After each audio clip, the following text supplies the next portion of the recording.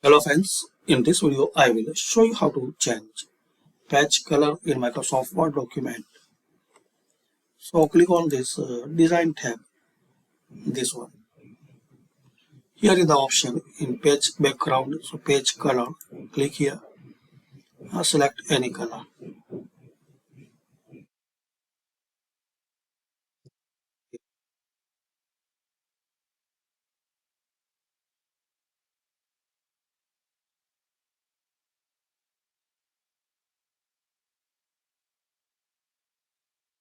So we can see every page has different color.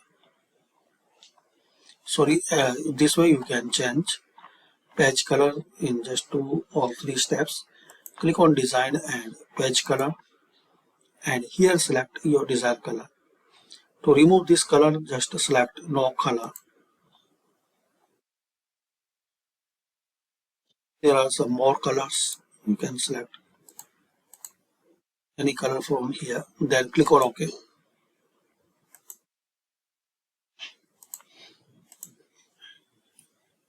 So thanks for watching guys. Share, like and subscribe this channel for more useful videos.